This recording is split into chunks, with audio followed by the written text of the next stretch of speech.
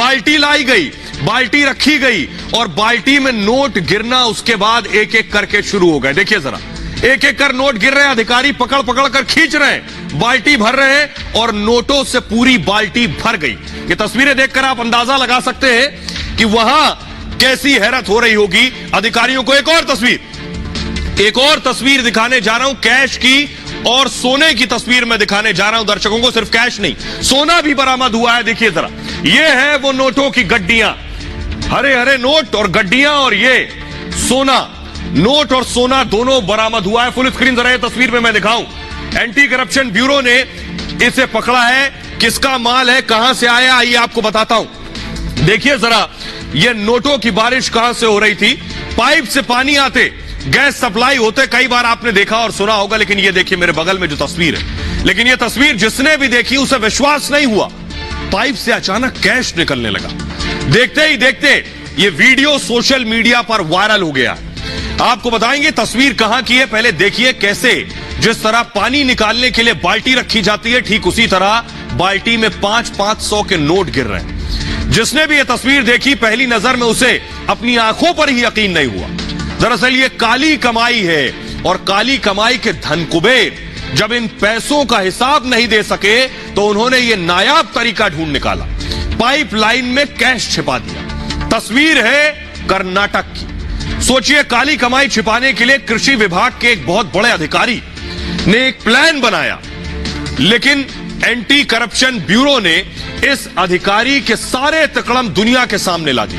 अब इस शख्स की सारी संपत्ति जब्त होगी और इसके खिलाफ कार्रवाई होगी और हो सकता है बाकी की जिंदगी जेल में सलाखों के पीछे ही बितानी पड़े। आगे बढ़ते हैं और अब आपको बताने जा रहे हैं आज की एक बड़ी खबर।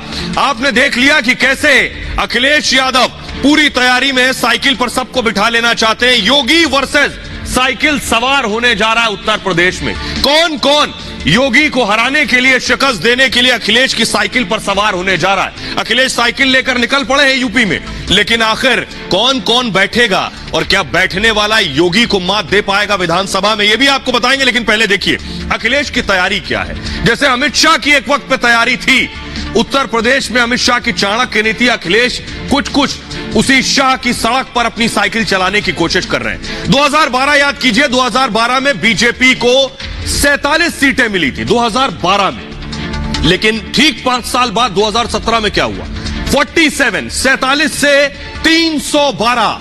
यह थी अमित शाह की नीति। शाह की रणनीति से कामयाबी मिली बीजेपी को। अमित शाह ने क्या किया, छोटे छोटे दलों को उत्तर प्रदेश में जोड़ा। समाजवादी पार्टी और बीएसपी से नाराज नेताओं को साथ मिलाया, यह किया अमित शाह ने। छोटी छोटी जातियों का सर्वे किया और उन्हें साथ लिया, यह थी अमित शाह की रणनीति। अखिलेश क्या कर रहे हैं, अखिलेश उन्हीं के नक्शे कदम पर चल रहे हैं। अखिलेश ने क्या किया, छोटे छोटे दलों को साधने की कोशिश की, एक साथ लाने की कोशिश की। दूसरे दलों से आए नेताओं को अखिलेश अब साथ लेकर आ रहे हैं। 2017 में नुकसान हुआ तो कांग्रेस से किनारा कर लिया। 2019 में बहन जी यानी मायावती से गठबंधन फेल हुआ तो बाहर हो गए। लेकिन अब अखिलेश नई नीति के साथ हैं, शाह को कामयाबी मिली, क्या अखिलेश भी कामयाब होंगे, यह भी आपको बताएंगे। लेकिन पहले तस्वीर दिखाते हैं आपको, अखिलेश ने क्या किया। देखिए पहली तस्वीर आज की आई जिसमें सुर्खियां बटोरी, वो है ये तस्वीर। अखिलेश यादव से मिले आम आदमी पार्टी के सांसद और नेता संजय सिंह। मुलाकात हुई, क्या बात हुई, क्या गठबंधन पर बात हुई, क्या सवार होंगे साइकिल पर। दूसरी तस्वीर देखिए, जयंत चौधरी कल अखिलेश यादव से मिले। जयंत चौधरी भी लगभग मन बना चुके हैं साइकिल के कैरियर पर बैठने के लिए। अगली तस्वीर आपको दिखाने जा रहा हूं, अगली तस्वीर देखिए। यह है अनुप्रिया पटेल की मां कृष्णा पटेल, मां और बेटी अलग अलग हैं। अपना दल की नेता आकर अखिलेश यादव से मिली है।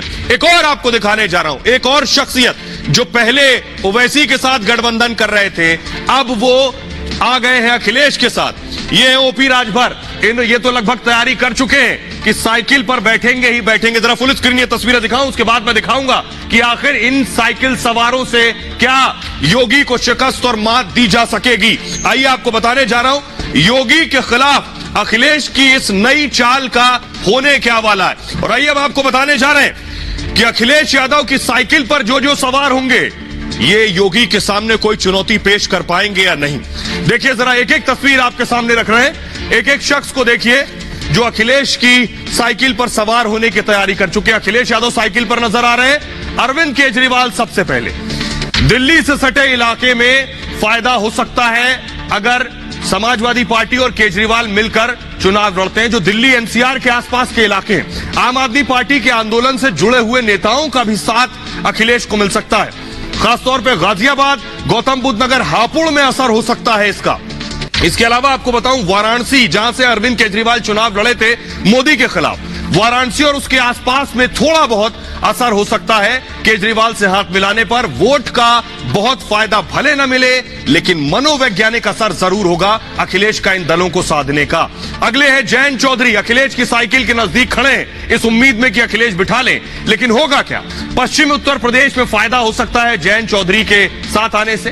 किसान आंदोलन के बाद आरएलडी का असर पश्चिमी उत्तर प्रदेश में बढ़ा है। जयंत के साथ पिता अजीत सिंह की विरासत भी शामिल है और 2013 के मुजफ्फरनगर दंगों के बाद बीजेपी का प्रभाव पश्चिमी उत्तर प्रदेश में बढ़ा था। लेकिन बढ़ते कदम, ये बात जयंत चौधरी ने कल कही, बदलाव लाएंगे, इंतजार करना होगा।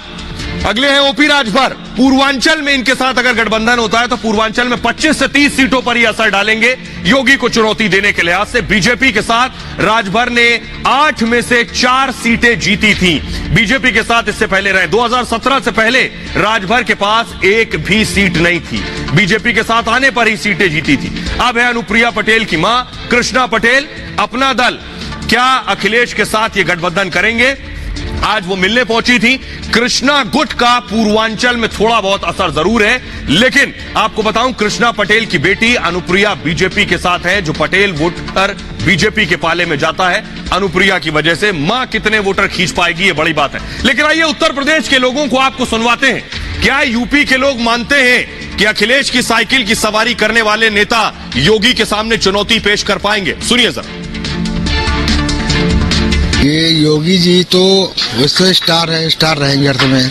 और अखिलेश यादव कुछ कर नहीं पाएंगे इसमें, चाहे जितना वो कुछ कर ले आके। कि आना है योगी को ही चाहिए जो भी कर ले, क्योंकि इनके पास एक विचारधारा नहीं है। विभिन्न दलों की विभिन्न विचारधाराएं हैं, सब सीट के लिए लड़ रहे हैं, बाद में सब झगड़ा करेंगे। तो जनता जानती है कि इनको वोट देके हम अपना वोट को वेस्टेज में नहीं डालना है।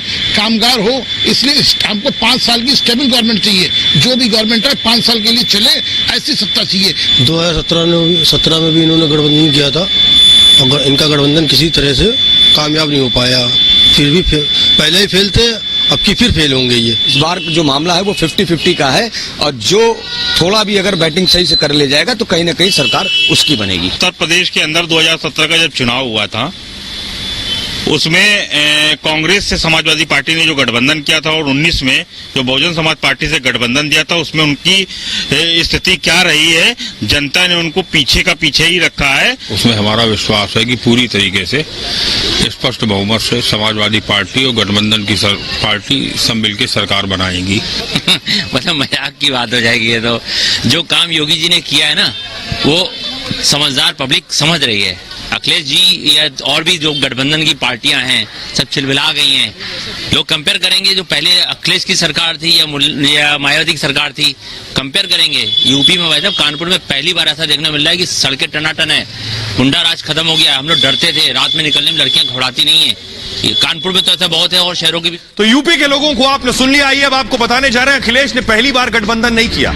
अखिलेश इससे पहले भी गठबंधन कर चुके हैं। उन गठबंधनों के नतीजे क्या रहे हैं, यूपी के लड़के आखिर कौन भूल सकता है? आइए सबसे पहले आपको बताने जा रहा हूं। देखिए जरा, यूपी के लड़के जब साथ आए, अखिलेश और राहुल जब साथ आए तो देखिए नतीजे क्या आए। आपको याद होगा 2017 उत्तर प्रदेश विधानसभा चुनाव नतीजे आए तो सब हैरान रह गए। लग रहा था यूपी के लड़के करिश्मा करेंगे।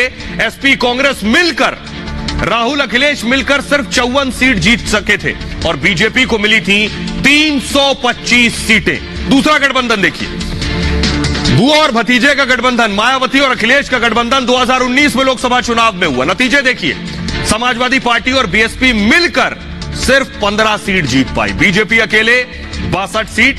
ये जो पुराने दो उदाहरण हैं। ये दूध का दूध और पानी का पानी कर रहे हैं कि योगी को साइकिल पर सवार चाहे भले ही कोई ना हो जाए, कितने लोग क्यों ना हो जाएं, लेकिन हराना आसान काम नहीं है। खबरों में आगे बढ़ते हैं। इस पूरे चुनाव से जुड़ी एक और बड़ी खबर है कि किसानों का आंदोलन आखिर किस करवट बैठेगा। तो अगली खबर है, अब किसान दरअसल किसान कानून नहीं, एमएसपी पर खेला करने की तैयारी में है। तो एमएसपी पर खेला करेंगे। आपको तस्वीर में दिखाऊं, आज कैबिनेट की बैठक हुई आज, और कैबिनेट की बैठक में सरकार ने तय कर लिया किसान वापसी की तैयारी पूरी है, मुहर लगा दी है। लेकिन इसी सत्र के पहले दिन ही किसान वापसी का बिल आ जाएगा, लेकिन किसान अभी भी आंदोलन खत्म करने की तैयारी में नहीं है। अगला दांव क्या है आपको बताऊंगा, पहले रिपोर्ट देखिए जरा।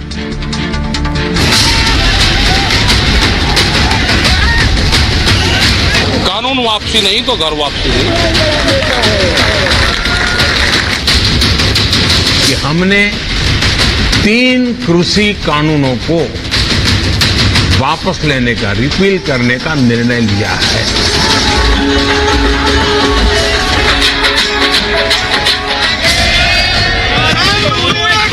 जब कैबिनेट की बैठक हुई तो उसमें इन सभी औपचारिकताओं को पूरा करके कैबिनेट ने तीनों बिल वापस लेने का जो औपचारिकता है उसको पूरा किया है।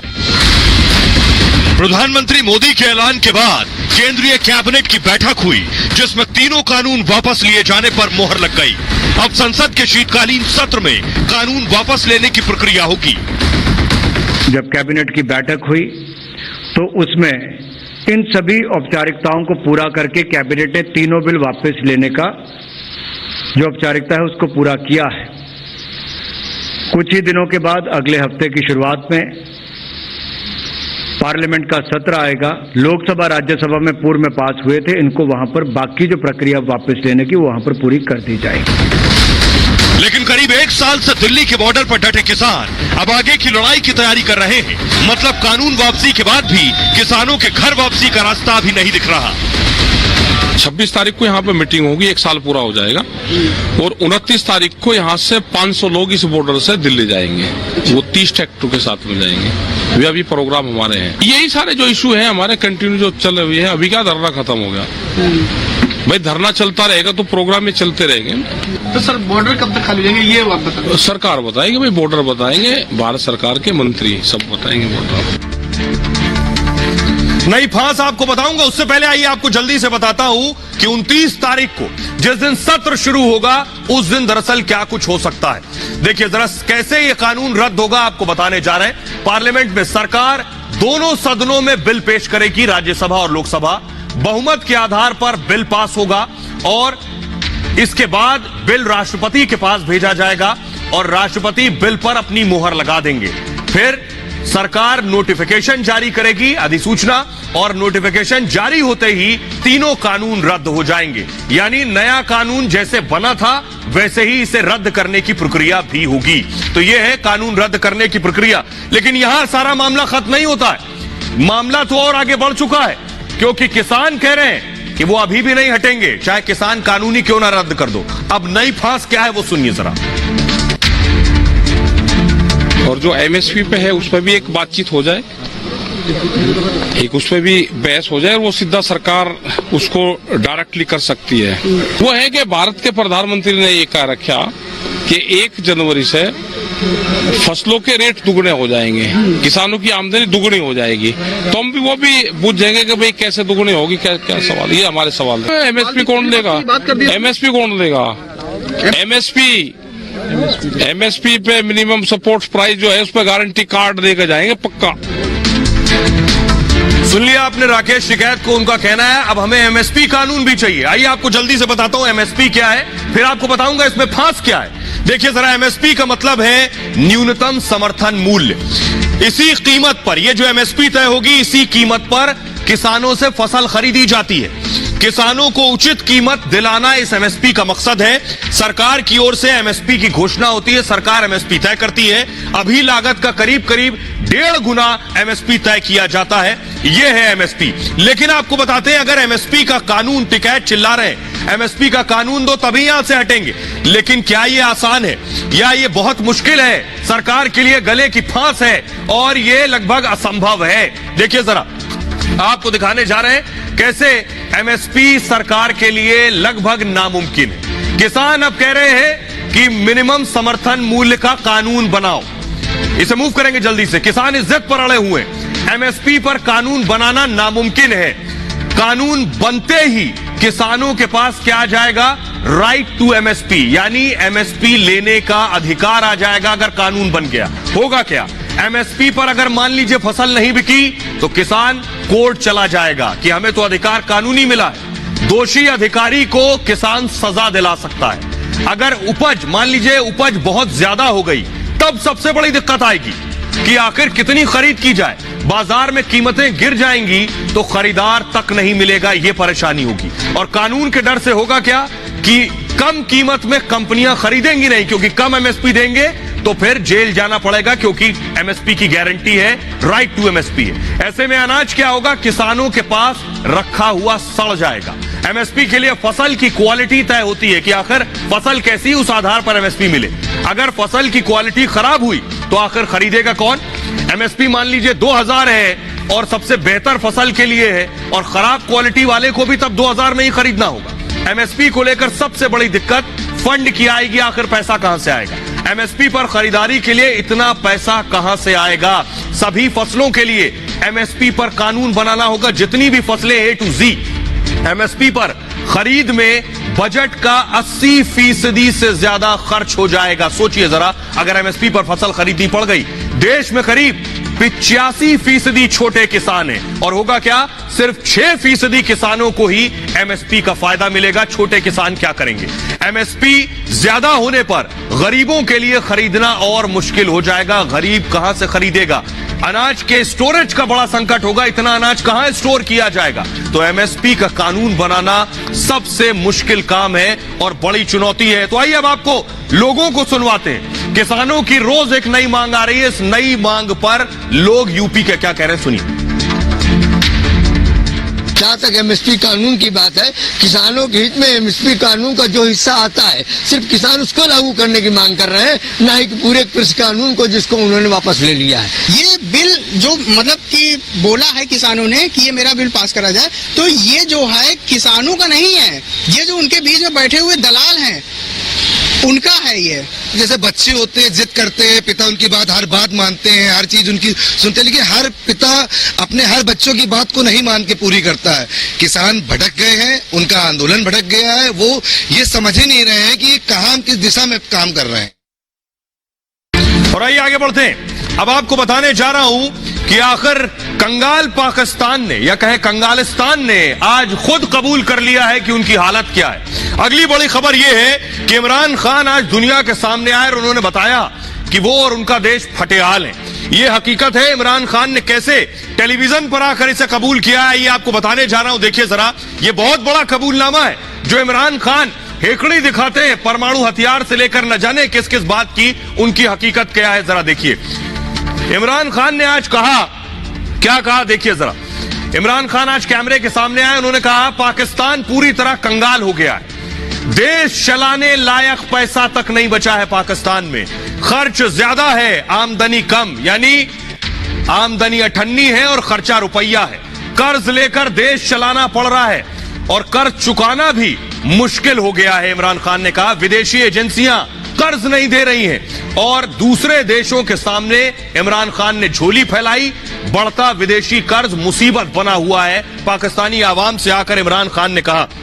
आइए अब आपको बताने जा रहा हूं, दो देश हिंदुस्तान और पाकिस्तान एक साथ आजाद हुए, लेकिन आज पाकिस्तान कहां खड़ा है और आज हिंदुस्तान कहां खड़ा है। पाकिस्तान के प्रधानमंत्री पैसा मांग रहे हैं, अपनी कंगाली बयां कर रहे हैं, और हिंदुस्तान के प्रधानमंत्री कह रहे हैं कि अब हमें दुनिया के लिए बनाना है। हिंदुस्तान के प्रधानमंत्री दुनिया में वैक्सीन एक्सपोर्ट करने की बात कर रहे हैं। सुनिए जरा। हमारा सबसे बड़ा प्रॉब्लम यह है कि हमारे पास इतना पैसा नहीं है अपने मुल्क को चलाने के लिए, और जिसकी वजह से हमें कर्जे लेने पड़ते हैं। और ये हमने जो एक जिस तरह घर भी किसी का हो, अगर घर के अंदर आपके खर्चे ज्यादा और आपकी आमदनी कम है, वो घर मुश्किलात में पड़ा ही रहेगा, उसमें कभी भी उस घर के अंदर आगे बढ़ने की सलाहियत नहीं होगी। मानवता के प्रति अपने दायित्व को समझते हुए भारत ने एक बार फिर दुनिया के जरूरतमंदों को वैक्सीन देनी शुरू कर दी है। देश का मंत्र है make in India, make for world.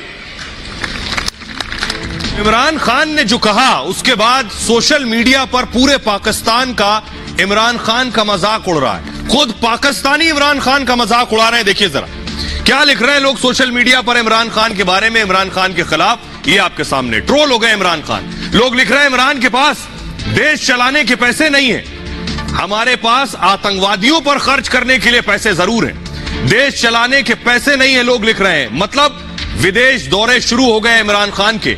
जब सारे पैसे आतंक और नशे पर खर्च करोगे तो देश चलाने के लिए पैसे कहां बचेंगे। लोग ट्विटर पर लिख रहे हैं ऐसे ही कंगाल पाकिस्तान नहीं बनता।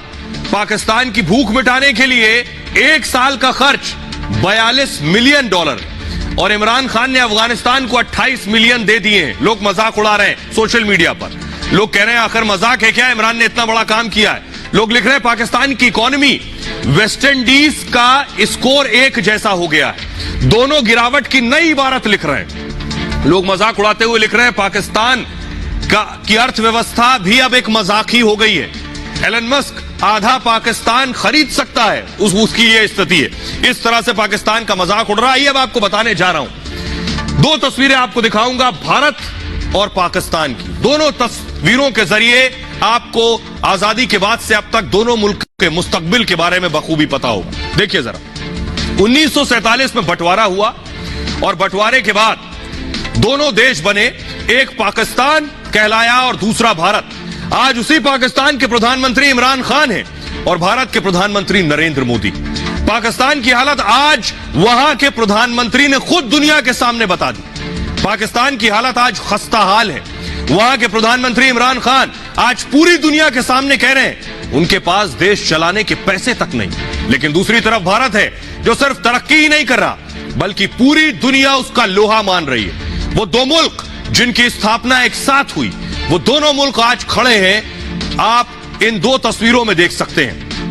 दोनों की जीडीपी की बात करूं अगर मैं, तो देखिए जरा पाकिस्तान की जीडीपी है 3.94% और हिंदुस्तान 21-22 की जीडीपी देखिए जरा 9.5%। कोई तुलना ही नहीं है दोनों मुल्कों के दरमियान। सिर्फ ये एक तस्वीर थी। ये हाल सिर्फ विकास दर में नहीं बल्कि दोनों देशों की साक्षरता यानी पढ़ाई लिखाई की हालत भी यही है। जमीन आसमान का फर्क है। आज विज्ञान से लेकर भूगोल और दूसरे महकमों में भी भारत के छात्र इतिहास रच रहे हैं, लेकिन पाकिस्तान में साक्षरता के नाम पर कुछ नहीं। अक्सर पाकिस्तान के मदरसों में जिहादी तालीम के बारे में भी आपने सुना होगा, तो समझ सकते हैं कि साक्षरता दर क्या होगी। देखिए जरा दोनों की साक्षरता दर क्या है। पाकिस्तान की लगभग 55% है साक्षरता दर और हिंदुस्तान की लगभग 80.7%। यह भी जमीन आसमान का फर्क है। एक और तस्वीर देखिए दोनों मुल्कों की।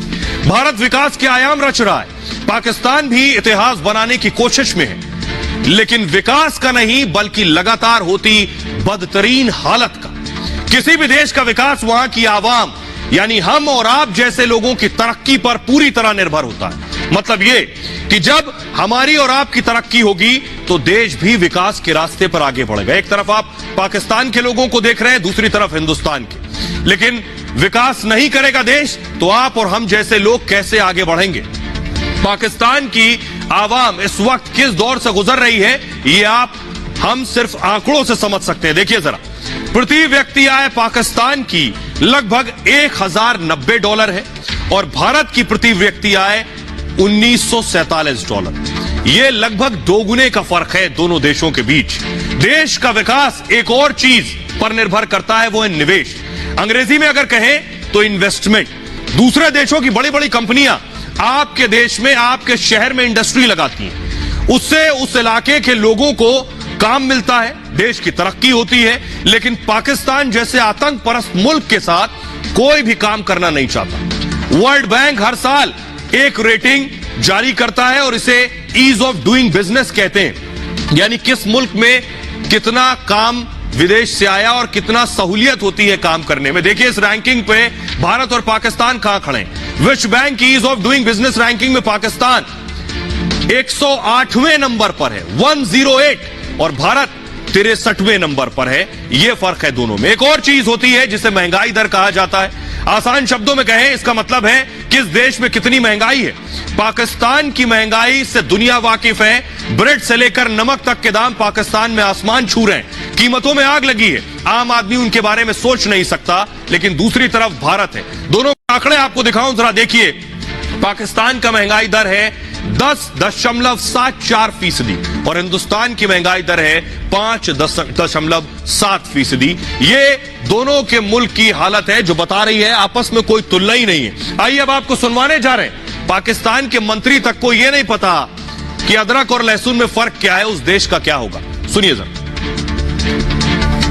प्याज और गार्लिक, यानी जो गार्लिक है, गार्लिक को कहते हैं लेस नहीं, अदरक। गार्लिक इज अदरक, सॉरी, गार्लिक अदरक। तो अदरक जो है उसकी ये जो कीमतें हैं इनकी, वो भी कम हुई है और बहुत कम हुई। आइए अब आपको बताने जा रहे हैं दोनों देशों की सैन्य ताकत क्या है। देखिए जरा, एक नजर डालिए दोनों की ताकत पर। दोनों की हालत देखकर आपको समझ में आ जाएगा कोई तुलना ही नहीं है। पाकिस्तान के सक्रिय सैनिक 6 लाख हैं और हिंदुस्तान के 14 लाख। दूसरी तस्वीर देखिए, भारत के पास 4000 से ज्यादा टैंक है, 4500, और पाकिस्तान के पास आधे से भी कम 2182। ये देखिए जरा, आर्टिलरी गन देखिए, पाकिस्तान के पास लगभग 4500, भारत के पास लगभग 10,000 आर्टिलरी गन्स हैं। युद्धपोत के मामले में देखिए, पाकिस्तान के पास 197, भारत के पास 295 युद्धपोत है। लड़ाकू विमान 1281 पाकिस्तान के पास और भारत 2185 फाइटर्स हैं भारत के पास। हेलीकॉप्टर के मामले में 328 हेलीकॉप्टर पाकिस्तान के पास हैं और भारत के पास 720 हेलीकॉप्टर्स हैं। फाइटर्स की बात करें, पाकिस्तान के पास F-16, JF-17 और F-7S है और भारत के पास रफाल, मिराज 2000 और सुखोई विमान है। और आखिर में आपको बताता हूं, आइए, इतना ही नहीं, ये तो देश की बात हो गई। पूरी दुनिया में प्रधानमंत्री मोदी और हिंदुस्तान की क्या अहमियत है और पाकिस्तान की देखिए जरा। बंटवारे को 74 साल गुजर चुके हैं, लगभग तीनों पीढ़ियां गुजर गई और वक्त के साथ हालात भी बदलते जा रहे हैं। एक तरफ इमरान खान पाकिस्तान को चलाने की जद्दोजहद कर रहे हैं, तो दूसरी तरफ भारत है जिसके प्रधानमंत्री नरेंद्र मोदी अपने देश का विदेशों में नाम रोशन करने में लगे। अमेरिका, जिसे दुनिया का सुपर पावर कहा जाता है, वहां के मौजूदा राष्ट्रपति भारत के प्रधानमंत्री के साथ इस्तकबाल में दावत देते हैं, उन्हें डिनर पर बुलाते हैं। लेकिन पाकिस्तान के प्रधानमंत्री इमरान खान फोन कॉल का इंतजार आज तक कर रहे हैं कि बाइडेन ने उन्हें फोन क्यों नहीं किया, इसलिए तरस रहे। हालांकि पहला मौका नहीं था जब पाकिस्तान के पीएम इमरान खान की इस तरह से फजीयत हुई हो। इससे पहले आपको याद होगा जब अमेरिका के तत्कालीन राष्ट्रपति डोनाल्ड ट्रंप थे, तब इमरान की बेइज्जती शिकार हुए थे, इमरान बेइज्जती का शिकार हुए। इन दो तस्वीरों में आप देख सकते हैं कि अमेरिका के पूर्व राष्ट्रपति ट्रंप जब भारत के प्रधानमंत्री मोदी से मिलते थे तो गर्मजोशी होती थी, ऐसा लगता था कि जैसे दो दोस्त सालों बाद मिल रहे हैं। लेकिन वही ट्रंप जब इमरान खान से मिलते थे तो ना तो बेतकल्लुफी होती थी, ना ही दोस्ताना तस्वीरें। सहमे से इमरान ट्रंप से दूर बैठे रहते थे। पाकिस्तान चीन की बात कर लीजिए, पाकिस्तान चीन को अपना दोस्त बताता है, चीन से देश चलाने के लिए कर्जा लेता है, यानी उधार लेकर देश चला रहा है, तो बराबरी की बात हो नहीं सकती। लेकिन इसके बावजूद चीन के राष्ट्रपति जिनपिंग जब इमरान खान से मिलते हैं तो वो तस्वीर नहीं दिखती जैसी मोदी और जिनपिंग की मुलाकात के दौरान दिखती है। हालांकि भारत और चीन के रिश्ते सीमा विवाद को लेकर बहुत अच्छे नहीं रहे, लेकिन ये मोदी की कूटनीति है कि तमाम दिक्कतों के बाद भी मोदी और जिनपिंग के रिश्ते बरकरार हैं। इतना ही नहीं, एक और तस्वीर देखिए जरा, आपको दिखाऊं प्रधानमंत्री नरेंद्र मोदी के रिश्ते फ्रांस के राष्ट्रपति इमैनुअल मैक्रों के साथ कैसे हैं, ये तस्वीरें आपको बता रही। लेकिन इमरान खान की मैक्रों के साथ आपको तस्वीर ही नहीं मिलेगी क्योंकि कभी मुलाकात ही नहीं हुई। इमरान खान से मुलाकात गिने चुने देश के नेता करते हैं, वो भी जिनकी हालत इमरान खान से ज्यादा खराब है। इतना ही नहीं, एक और तस्वीर आपको दिखाऊं, इजराइल के राष्ट्राध्यक्ष नफ्ताली को आप देख रहे हैं। नफ्ताली ने प्रधानमंत्री नरेंद्र मोदी को भारत आने का न्योता दिया, इमरान खान को वक्त तक नहीं दिया, अब तक दोनों की मुलाकात नहीं हुई। यह है हिंदुस्तान की पूरी दुनिया में अहमियत, और इमरान खान किस पायदान पर और कहां खड़े हैं ये आपको सामने हमने दिखा दिया। बहरहाल दोनों देशों की कोई तुलना ही नहीं है। ये भारत की बात है में इतना ही। अपना बहुत ख्याल रखिए। एक छोटे से ब्रेक के लिए रुक रहे हैं, लौट रहे हैं कुछ और बड़ी खबरों के साथ।